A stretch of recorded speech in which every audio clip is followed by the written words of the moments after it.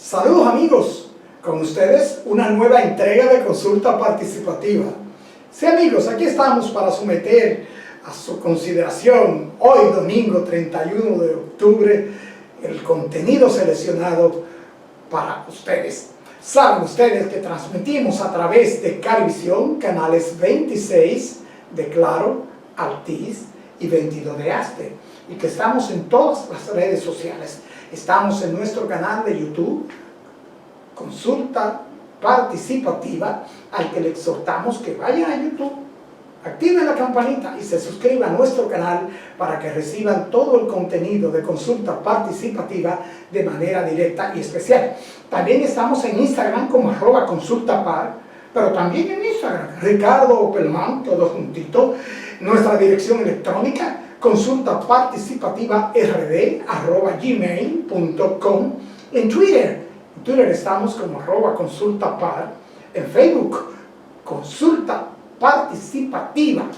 También amigos, nuestro número de contacto, nuestro número de WhatsApp, 809-769-4500. Escríbanos, hagan sus preguntas y sugerencias y le complaceremos. También amigos, recordarles que en este momento estamos en la web a través de carivisión.online. Como siempre, agradecer a todos ustedes amigos en la República Dominicana la gentileza de estar con nosotros, y a todos nuestros amigos allí en los mares, agradecerle que nos contactan a través de las redes sociales y la web. Nosotros vamos a una pequeña pausa y retornamos de inmediato con nuestros comentarios.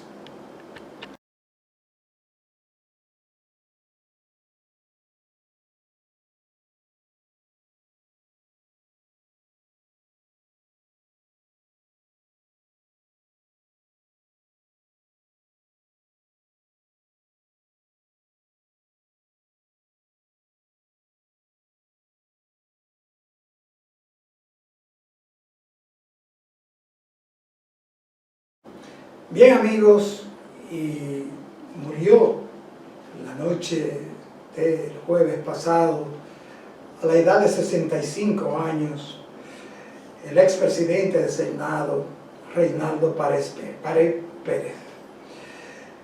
Pared Pérez fue secretario general ad vitam del Partido de la Liberación Dominicana y presidente del Senado por 7 años también, por la provincia, por el Distrito Nacional y por el mismo partido. Reinaldo Pared Pérez estaba retirado de la vida política desde que fue diagnosticado en el 2020 con un cáncer de esófago. Y por este motivo no volvió a presentarse en las elecciones como candidato a senador del Distrito Nacional y se retiró del comité político del PLD y de toda actividad política. Rogamos al Divino porque reciba y le dé paz al alma de Reinaldo Pared Pérez, quien fuera miembro de una prestigiosa y honorable familia dominicana que ha tenido que ver con la vida política y militar de nuestro país por muchos años. Paz a su alma. Amigos, y República Dominicana, nosotros estamos atravesando por la 4ª ola del COVID-19, según las autoridades sanitarias, que señalaron que a pesar de esta 4ª ola sanitaria, con agresividad en el comportamiento de los indicadores, mucho menor que las otras 3 anteriores, fruto del manejo que se ha dado en el país a la pandemia con la vacunación, la vigilancia y los tratamientos que se aplican. Señalaron las autoridades de salud que el momento actual que vive el país, con un incremento sostenido en las últimas semanas en los indicadores de positividad, hospitalización, incidencia de 7 días y aumentos de contagio continuo, indican que están atravesando por una cuarta ola con mayor intensidad en algunas provincias del país. Podemos decir que estamos en una cuarta ola, pero siempre hay que ver que las olas son para la gente vulnerable que de alguna manera ha estado expuesta al virus y sale positiva. Por eso hay que seguir enfatizando en la vacunación y otras acciones preventivas, señaló el doctor Peretén. El director de epidemiología explicó que los estudios que se llevan a cabo actualmente indican que son las personas entre los 20 a 45 años los grupos de población que llevan la carga de transmisión del virus en este momento en el país y que la variante Gamma sigue siendo la predominante en el país. Pero nosotros, amigos, tenemos que decir y recordar que en nuestros programas anteriores y nuestros invitados habían señalado que se avecinaba una cuarta ola como resultado de la suspensión de las medidas restrictivas que el gobierno llevó a efecto cuando no solicitó un nuevo estado de emergencia y quitó el toque de queda. Los dominicanos, amigos, como hemos dicho en este programa, pues hemos entendido que esto era vacaciones permanentes. Muchos pensaron que el virus se había marchado a veranear a otros países y que estábamos liberados de la pandemia. Y advertíamos continuamente que no, que el virus no se ha ido y que la pandemia está aquí. Usted puede ver las personas en la calle, ahora se ofenden y se sienten mal cuando alguien le señala a otro que debe ponerse su mascarilla para cuidarse y por respeto a los demás y para cuidar a los demás. La gente anda en la calle sin mascarilla, en los parques, en la vía pública, en los supermercados, en los cines. La gente no quiere guardar la distancia ni protegerse con la debida mascarilla. Hay que ver, se puso la restricción de las restricciones de la resolución 00048 en la que se señalaba que se ameritaba y era obligatorio presentar el certificado de vacunación o un certificado de no positividad de no más de 7 días en los lugares públicos tales como supermercados, clubes, lugares privados de uso público, centros comerciales. Y vaya usted a ver, hoy estuvimos en un supermercado, hoy domingo en la mañana temprano, y las personas entraban como Pedro por su casa y no se les requería la presentación del certificado de vacuna. Que Dios nos agarre confesado y que las autoridades no titubeen en volver a las restricciones que amerita preservar la vida y la salud de todos los dominicanos. Y a propósito de esto, y también viendo que las noticias indican que hay problemas en las escuelas con el asunto de los niños y el profesorado, la Administración de Alimentos y Farmacia de Estados Unidos, la FDA, autorizó este viernes pasado el uso de emergencia de la vacuna contra el COVID-19 de Pfizer-BioNTech para menores de 5 y 11 años. La FDA dio a conocer su decisión 3 días después de que un comité científico de ese organismo recomendara el uso de las dosis en los menores de ese grupo poblacional. La agencia indicó en su página web que basó su autorización en la efectividad de esta vacuna en niños, que es de un 90.7% para prevenir el COVID-19 entre los menores citados en ese grupo, es decir, de 5 a 11 años de edad. Aquí en nuestro país tenemos vacuna de Pfizer-BioNTech, tenemos la disposición del superior gobierno y de las autoridades de salud, y si esto da resultado como ha dado en Estados Unidos y es preventivo, exhortamos a nuestras autoridades que no titubeen en aplicarlo. Amigos,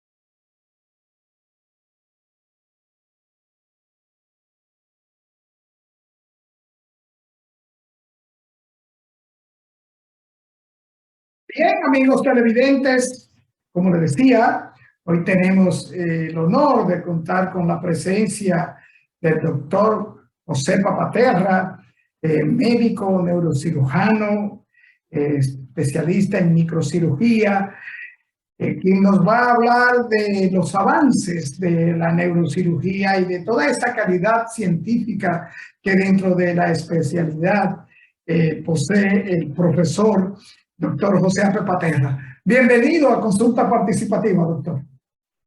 Buenas tardes, muchas gracias por la invitación, muy agradecido. Doctor, nosotros andábamos atrás de usted buscándole, sabemos de su agenda muy comprometida, muy apretada, pero teníamos muchas inquietudes porque con la experiencia de las personas que se nos acercan y los médicos que tenemos el honor de entrevistar en consulta participativa con respecto a la neurocirugía, se quejan algunos amigos televidentes, inclusive preguntas que tenemos, se informa poco. Doctor, háblanos de, a grosso modo, de los avances en la neurocirugía hoy día.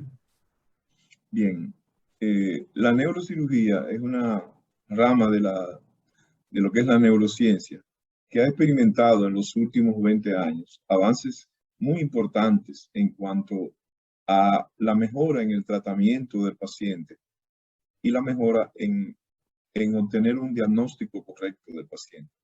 Muchas de esas mejoras no vienen directamente de lo que es el campo neuroquirúrgico, sino vienen del campo de lo que es la neuroradiología. Por ejemplo, en los años 70 concibimos por primera vez lo que era la tomografía axial computarizada. Dicho estudio mejoró de forma importante lo que es el diagnóstico y el tratamiento de pacientes neuroquirúrgicos y neurológicos. Podemos hablar de un antes y un después de lo que es lo que son las neurociencias, no solamente la neurocirugía, después de lo que es la tomografía axial computarizada. Luego, en los años 90, hubo dos vertientes importantes en lo que es el área de la neurocirugía.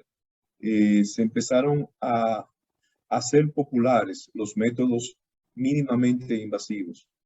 Es decir, se trataba de hacer el menor daño posible al paciente para mejorarle una patología en el campo quirúrgico. También en los años 90 apareció lo que es la resonancia magnética computarizada, que también significó un gran paso de avance en las neurociencias, debido a donde la tomografía axial computarizada no nos podía ayudar en algunos casos en el diagnóstico por ser solamente un corte axial. La resonancia magnética vino a resolver ese problema y a darnos más información con diferentes cortes, no solamente el corte axial, sino el corte sagital y el corte coronal, lo cual nos permitía una mayor eficacia y agudeza en el diagnóstico neuroradiológico. Sí, doctor, eso es cierto. Ya hoy la neurocirugía se puede decir que hace maravillas. La neurocirugía es una especialidad y vital casi en todos los aspectos que trata. Doctor, pero ¿cuáles son las causas más frecuentes de la atención neurológica? ¿Cuáles son las causas para que una persona acuda al neurocirujano o para que sea remitido a un neurocirujano por el médico de cabecera, por así decirlo? Bien, las consultas, vamos a ampliar un poco más de lo que es la consulta al neurocirujano y vamos a incluir lo que es la consulta al neurólogo. La mayoría de los casos que llegan primero al neurólogo son los casos de cefalea, dolores de cabeza. Los dolores de cabeza pueden ser de origen orgánico, no tiene que ser un origen que sea neurológico o neuroquirúrgico. Es decir, puede haber un dolor de cabeza hasta por estrés psicológico, puede haber un dolor de cabeza por cansancio físico, puede haber un dolor de cabeza por una fiebre, por una gripe.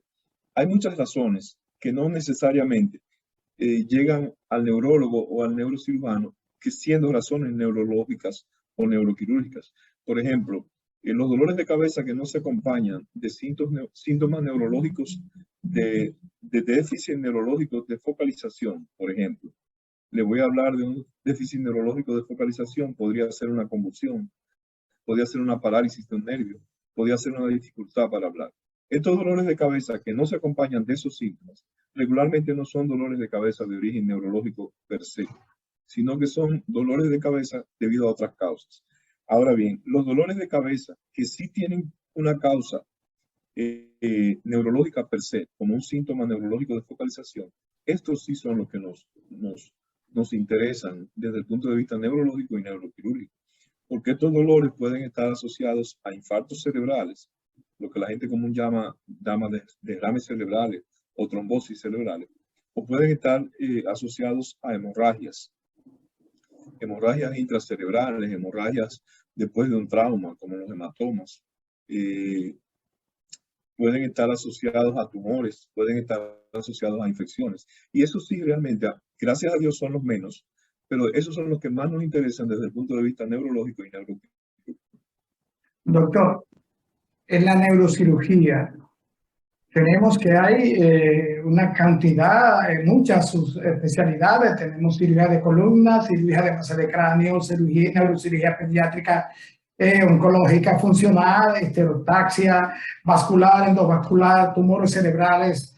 Dentro de la columna se incluyen la cirugía de hernia.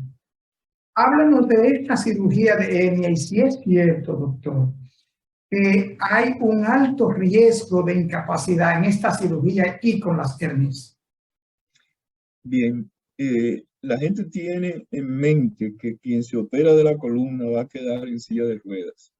Eso es un mito que ha venido desvaneciéndose, gracias a Dios, a través de los años. Lo que pasa es que antes no se contaba con las herramientas que contamos ahora. Como le dije anteriormente, antes para hacer una hernia discal se diagnosticaba por una mielografía, que era un procedimiento en el cual usted inyectaba un medio de contraste en la columna, en el saco dural donde van los nervios, y ese medio de contraste tenía esos nervios, y si había alguna deformidad en esos nervios producido por una hernia, nosotros hacíamos el diagnóstico de la hernia. Luego, después de eso, vino la tomografía, que empezó a darnos más luz sobre las hernias discales. Y por último, la resonancia, que nos dice casi exactamente cómo está la hernia y qué hernia hay que operar. Debido a eso también, han venido después de los procedimientos diagnósticos mejorados, han venido también las técnicas quirúrgicas mejoradas. Por ejemplo, ahora nosotros operamos con más luz para ver más, con medios de magnificación como son el microscopio, como son las lupas, y ya también medios de hemostasia, es decir, de control de sangrado, lo cual nos permite ver con mucho más claridad dónde está la hernia, dónde está el nervio, y nos evita errores graves. O vamos a decir no errores, nos evita accidentes graves. O sea, es casi, no voy a decir imposible porque todo es posible, pero es muy poco probable que un paciente se someta a una hernia discal y quede con una discapacidad. Antes se veía. Continúe, doctor, continúe. Pero ya hoy en día es muy... Los libros hablan de un 3 a un 10% de casos de complicaciones, pero son muy poco frecuentes. Doctor, ¿qué provocan las hernias de disco intervertebral? Es cierto que es cuestión de malas posiciones, que las hernias no son una patología natural del organismo, sino que las hernias se provocan. Explíquenos. Mira, la principal causa de hernia discal es la mala postura. Y lamentablemente la mala postura la traemos desde niños. ¿Por qué? Porque primero no nos sentamos bien. Segundo, no sabemos cómo pararnos bien. Y tercero, por ejemplo, cuando vamos a la casa, al baño, al lavamanos, a lavarnos los dientes, tenemos que agacharnos. Esa postura de agacharse para poder lavarse los dientes es una postura que no es fisiológica, es una postura patológica. Por ejemplo, en el caso de hernia discal, el hecho de estar todo el tiempo con la cabeza hacia abajo, que son muy frecuentes en cirujanos, que tienen que estar operando y mirando hacia abajo. Las hernias discales en cirujanos son muy frecuentes. Es una cuestión de trabajo, exacto. La postura correcta es estirar la cabeza hacia atrás y poder leer. La computadora ha ayudado mucho en eso, pero aún, lamentablemente, los teléfonos inteligentes que han ido suplantando poco a poco las computadoras, nos vuelven otra vez a llevar a inclinar la cabeza. Por eso las hernias cervicales ahora son más frecuentes que antes. Es un problema de postura, es un problema de calidad de vida, de saber qué ejercicios hacer, qué posturas tomar, de no engordar. Las hernias discales son terribles en los pacientes obesos. O sea, hay una serie de factores que influyen en la producción de una hernia discal y también hay un factor que es el factor genético. Hay personas que tienen predisposición más que otras para desarrollar hernias discales. Doctor, ¿y estas malformaciones, estas hernias discales, se deben a malformaciones fetales? ¿Vienen?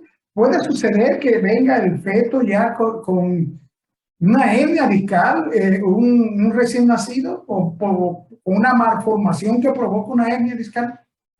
Yo diría que más que una malformación sería una debilidad o una predisposición genética a padecer de hernias discales. Por ejemplo, en mi entrenamiento, yo vi muchos atletas con hernias discales, pero estos atletas se excedían en lo que era el levantamiento de pesas. Y muchos de ellos sufrían de hernias discales. También yo he tenido atletas que hacen mucha equitación y también esto predispone para hernias discales. Nunca he visto un nadador con hernia discal. La natación previene lo que es las hernias discales, por ejemplo. Entonces, eso sigue apuntando a lo que se dice que el ejercicio más completo es la natación. Exacto. O sea, y los pies, doctor, el caminar, el calzado. Tengo un gran amigo y que usted conoce, podólogo, el doctor Ortiz, que dice que la posición, los pies, las pisadas también tienen mucho que ver con hernia discal. Sí, pero las pisadas están determinadas por la arquitectura de la columna. Si usted tiene una escoliosis o tiene un desnivel en la columna, usted no va a tener una pisada normal. Entonces, eso es algo que se convertiría en un círculo vicioso.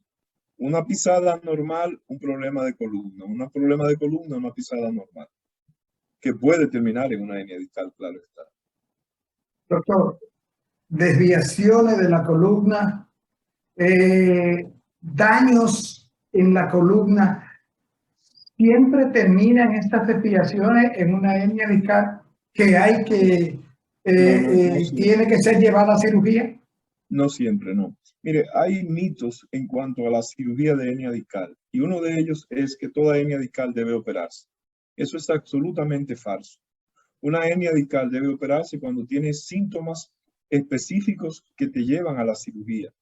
Y estos síntomas son pérdida de la fuerza muscular, de la fuerza motriz en un miembro específico. Pérdida del control de esfínteres, es decir, que por una hernia discal usted puede orinar y evacuarse encima sin darse cuenta. Un dolor que no sea posible mitigarlo con ningún medicamento.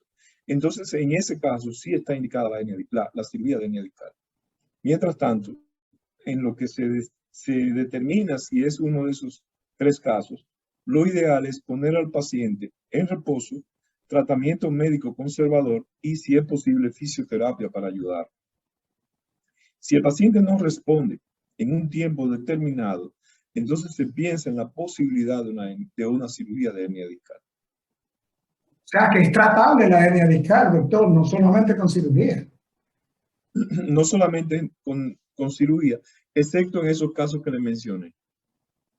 Exactamente. O sea, doctor, tenemos dos temas que a solicitud de las personas tenemos que tratar. Tenemos que tratar el tema de las cirugías cerebrales de tumores, problemas cerebrales diversos, pero sobre todo de la cirugía de Parkinson. Esto de la cirugía de Parkinson y el temor que existe en lo relativo a tocar el cerebro y a someterse a una cirugía por un neurocirujano. Esto, doctor, después de la pausa.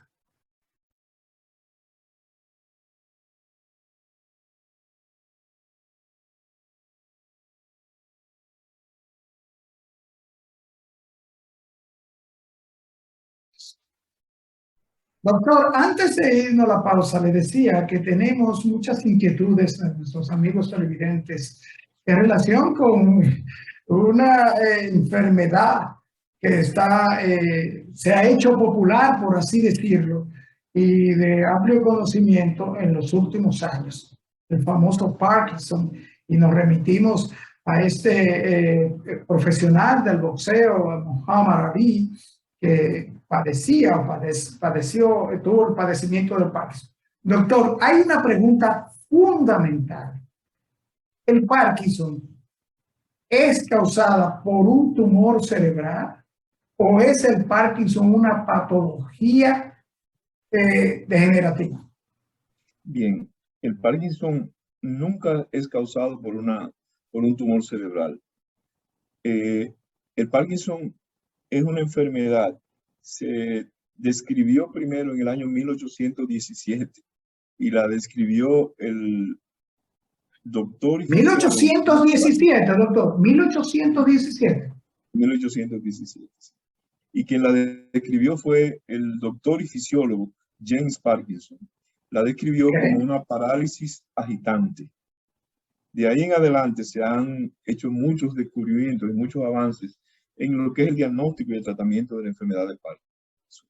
En los años 60, antes de aparecer, de los 30 a los 60, antes de aparecer un medicamento milagroso que se usa hoy en día, que es la levodopa, se empezó, antes de esos años, que a la levodopa apareció alrededor de 1965, todos los pacientes se operaban de Parkinson, o casi todos que tuvieran criterios para cirugía.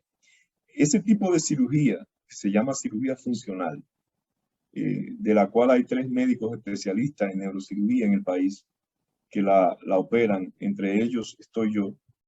Ese tipo de cirugía se hacía para controlar el temblor, que era el signo principal de la enfermedad de Parkinson. Luego del año 65, que la levodopa demostró ser un tratamiento muy eficaz para la enfermedad de Parkinson, reduciendo los síntomas en más de un 80%, las cirugías decayeron mucho. No fue hasta los años 70, 75 que la levodopa empezó a mostrar los efectos secundarios a largo plazo para el tratamiento de enfermedad de Parkinson y volvieron a aparecer los síntomas. Y con ese resurgimiento de los síntomas, luego del tratamiento de levodopa, resurgió lo que es hoy la cirugía de Parkinson moderna, que es muy diferente a como se hacía en los años 40 y 50.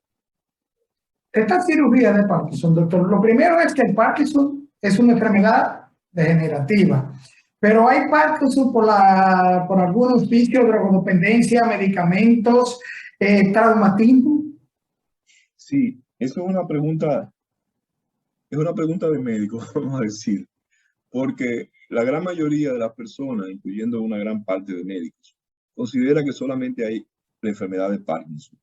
La enfermedad de Parkinson es una enfermedad de etiología desconocida, es decir, que no se sabe de dónde viene su origen. Y cuando ese origen es conocido, deja de llamarse enfermedad de Parkinson y se llama síndrome parkinsoniano. La enfermedad de Parkinson le da a personas sobre los 50, 60 años. Y el síndrome parkinsoniano, yo tuve la oportunidad de operar pacientes de 25 años con síndrome parkinsoniano. ¿De 25 años, doctor, con Parkinson? Sí, sí, porque el Parkinson de ese paciente específicamente fue producido por un trauma, por un traumatismo que afectó una región del tálamo y eso le produjo el Parkinson.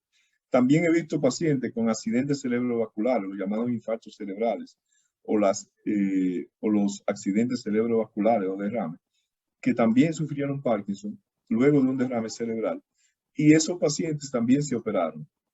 Pero lo normal es que el paciente de Parkinson presente síntomas a partir de los 60 años, aunque con la mala calidad de vida que vamos viviendo por los tóxicos ambientales, entiéndase la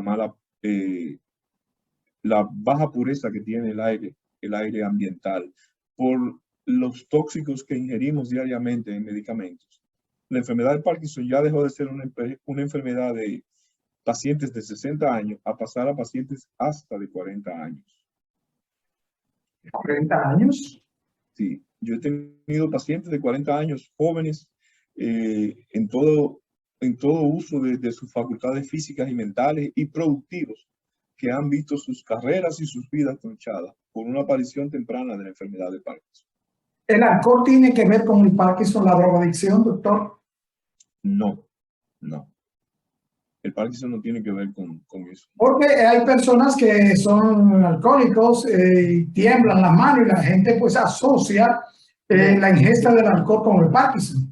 Esta es otra etiología diferente, pero sí hay medicamentos, como la clorpromacina, por ejemplo, que es un medicamento que se utiliza como un tranquilizante mayor, lo utilizan mucho los psiquiatras, que puede producir síntomas iguales a la enfermedad de Parkinson y caería dentro de lo que serían los síndromes parkinsonianos.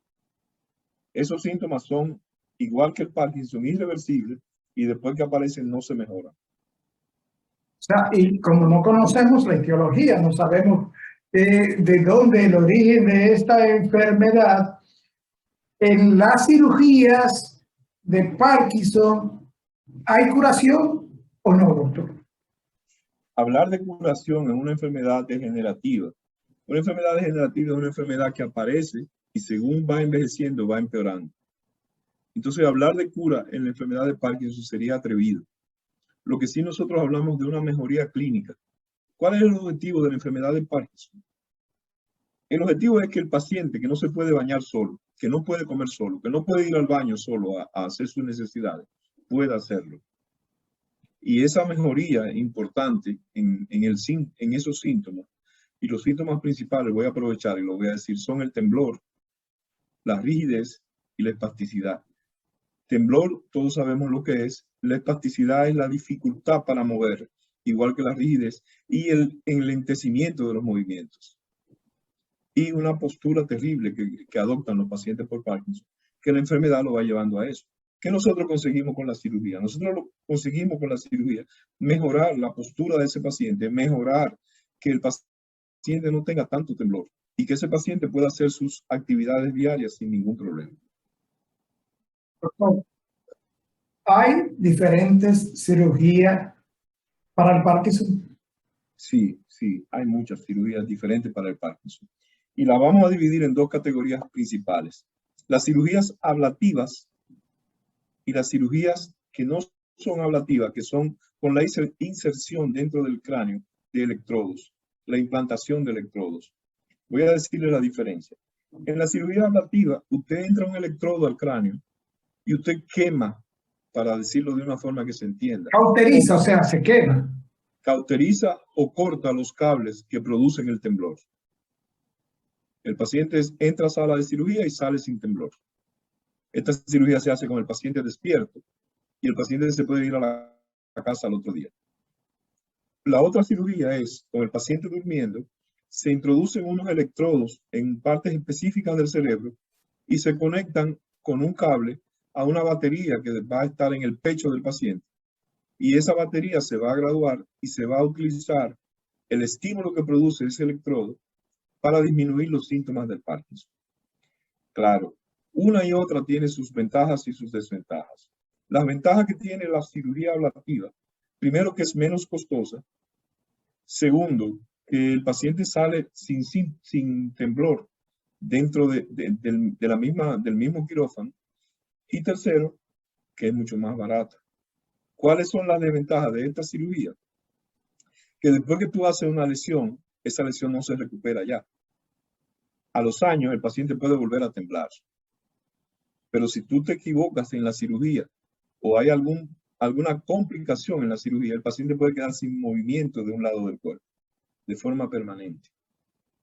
Las ventajas de la otra cirugía es que tú entras un electrodo, ese electrodo va a estar ahí el tiempo que tú quieras, o que el paciente lo decida. ¿Cuál es otra ventaja? Que tú puedes sacar el electrodo y todo debe de volver a la normalidad como era antes de la cirugía. ¿Cuáles son las desventajas? Que tú tienes un mayor riesgo de infección porque tienes un cuerpo extraño dentro del cerebro. La otra desventaja es que es una cirugía sumamente costosa. Y la otra es que el tiempo de la batería son 5 años y a los 5 años hay que cambiar la batería de nuevo. Eso es como cuando se le implanta un marcapaso, por así decirlo, a un paciente con problemas cardiovasculares. El mismo concepto, sí. Entonces, primero decir que parece que lo barato sale caro. estos procedimientos de Parkinson, porque si la cirugía barata puede volver, en esta cirugía que usted señala, el riesgo es el asunto de que hay que volver a abrir, y cuando se trata de abrir el cráneo, ¿cuáles son los riesgos, doctor? No, vamos a explicarle algo. En la cirugía barata, para llamarla de una forma que las personas entiendan, tú haces un pequeño agujerito en el cráneo con el paciente despierto y el paciente va a estar despierto. Yo le llamo la cirugía interactiva, porque durante el procedimiento yo voy hablando con el paciente siempre. Le digo, levanta la mano. Hay un médico fisiólogo ahí que va a ir examinando al paciente cada vez que hacemos una estimulación. Esta cirugía, yo he tenido pacientes que he operado y a los 10 años los pacientes han vuelto. Y en algunos casos hay que operarlo de nuevo, en otros casos no hay que operarlo de nuevo. Es una cirugía mucho más barata porque estamos hablando que la otra cirugía vale de 2 millones de pesos en adelante. 2 millones de pesos. Sí, porque cada electrodo cuesta $30,000, por ejemplo. Estamos hablando de $60,000 en electrodo, básicamente. Hay la forma de conseguirlo más barato, a veces el gobierno lo provee, pero los seguros no proveen ese tipo de cobertura para cirugía. Esta era mi pregunta obligada, doctor. ¿Los seguros en estos dos tipos de cirugía cubren estos procedimientos? Contésteme esto, doctor, después de la pequeña pausa.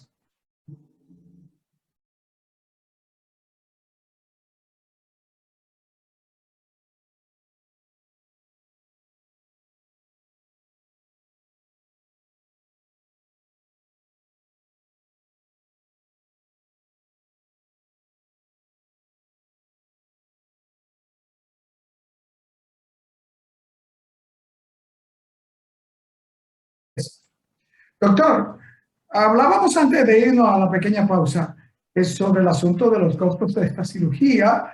Los riesgos están bien explicados, porque esto de intervenir con una perforación en el cráneo a una paciente despierto, también eso no teníamos el conocimiento, pero en cuanto a este costo de estas cirugías, ambas, doctor, los seguros, las administradoras de riesgos de salud, ¿la cubren?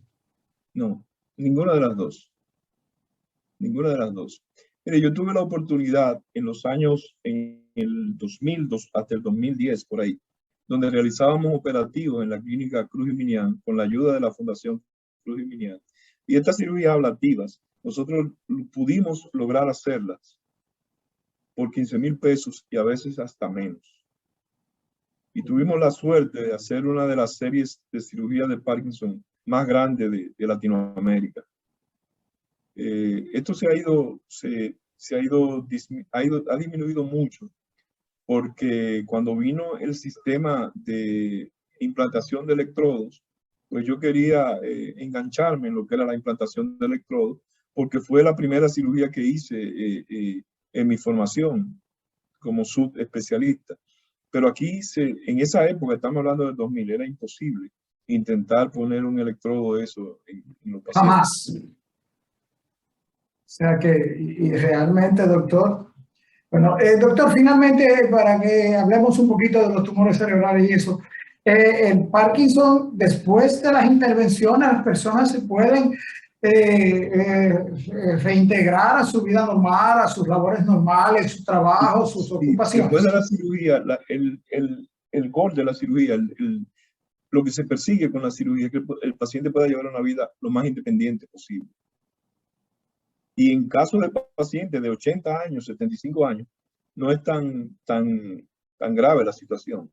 Pero lamentablemente, como hemos tenido pacientes de 40, de 25 años, de 50 años, de 60 años aún productivos, para estos pacientes la cirugía era una panacea, era algo que los ayudaba a poder volver a tener una vida útil. Doctor, brevemente, porque ya no están haciendo señas, los tumores cerebrales, las afecciones cerebrales, le vamos a preguntar sobre el asunto de si los cubren o no los seguros, pero háblenos del cuál es el problema cerebral en cuanto a tumores se refiere más común en nuestro país? En nuestro país estamos muy alineados con ¿cómo se dice? Con la estadística internacional. Mujeres de 40 a 60 años, los tumores más frecuentes son los meningiomas, que son tumores benignos, que se operan según su localización, y si se pueden extirpar completos, ya el paciente está curado. En hombres, los meningiomas no son tan frecuentes. Hay una incidencia importante en hombres de tumores malignos, como es el glioblastoma multiforme, que es un tumor sumamente maligno, que aún con cirugía vuelve a aparecer de nuevo y acaba con la vida del paciente en 18 meses. 18 meses, doctor. Sí. Entonces, estos tumores, doctor, tampoco este tipo de cirugía lo cubren los seguros. Sí, ¿Lo cubren el los seguro seguros? lo cubre. Sí, claro que sí, el seguro lo cubre. Y El seguro cubre este tipo de tumor. okay. Y en estos tumores, ¿hay alguna relación virus-tumor, doctor? No, no. Los virus no tienen nada que ver con eso. Los virus no tienen nada que ver con la formación de tumores cerebrales. No, la etiología del tumor cerebral es desconocida. No se sabe por qué aparece un tumor. El neurocirujano, los pacientes finalmente, doctor, siempre piensan que un tumor cerebral es 90% muerte. Imagínate, lo vamos a operar de un tumor cerebral. ¿Es esto cierto hoy día? No, depende de la histología del tumor. Si el tumor es maligno, estamos seguros que el paciente va a morir en un tiempo limitado. Podemos alargar la calidad de vida, podemos mejorar la calidad de vida. Pero si el tumor es benigno, la cura es casi segura. O sea, si el tumor es benigno, no hay muerte. No necesariamente. El cerebro tiene una característica muy particular, y es que aunque el tumor sea benigno, si está en un área muy noble del cerebro que no se pueda extirpar, entonces ese tumor benigno se comportaría como un tumor maligno. O sea, haría entonces complicaciones periféricas provocadas por el tumor. Sí, sí. Claro, esto hoy en día se ve cada vez menos porque hay una rama nueva de la neurocirugía que se llama radiocirugía, que te permite llegar a ese tipo de tumores sin la necesidad de abrir el cráneo. La modernidad con la neurocirugía, doctor, nos ha sorprendido realmente los adelantos que hay hoy día con la neurocirugía. Doctor, se nos acabó el tiempo, pero yo quiero, y a petición de amigos televidentes, que usted nos diga dónde está usted, su consultorio, cómo se comunican los amigos de consulta participativa con usted. Bien, yo estoy en las mañanas en la clínica Cruz Jiminián, que es muy conocida y casi todo el mundo. Un gran amigo, un buen amigo, el doctor Cruz Jiminián. Un verdadero filántropo. Y en la tarde estoy en el Centro Nacional de Neurociencias, que está en Gasco.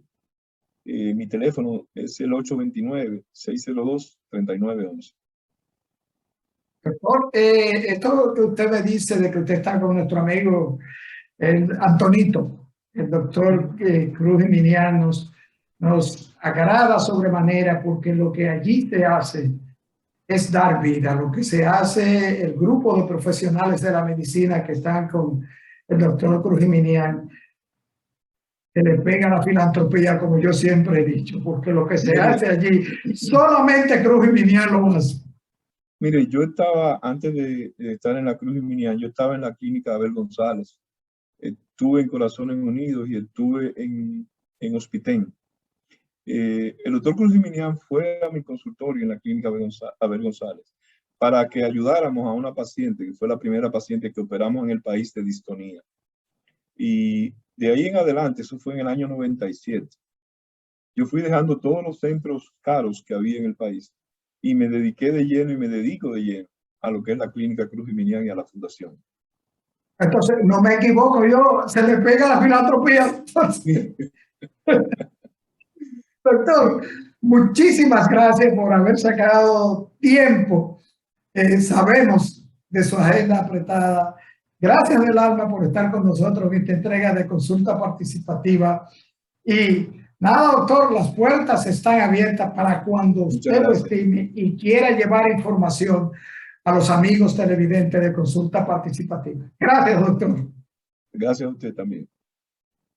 Bien, amigos televidentes, después de esta interesantísima entrevista con el doctor José Papaterra, un científico dominicano y como ustedes pudieron escuchar, un filántropo, haciendo medicina de filantropía, medicina social, que para hacerla hay que tener una calidad humana especial. Solo nos resta a ustedes dar las gracias por estar con nosotros y recordarles, amigos televidentes, que el COVID no se ha ido, la pandemia no ha terminado. Protégete y protege a tus amigos, tus correlacionados, tus familiares, tus semejantes. Usa la mascarilla, guarda el distanciamiento y por favor, si no lo has hecho, vacúnate. Amigos televidentes, nos vemos en la próxima entrega.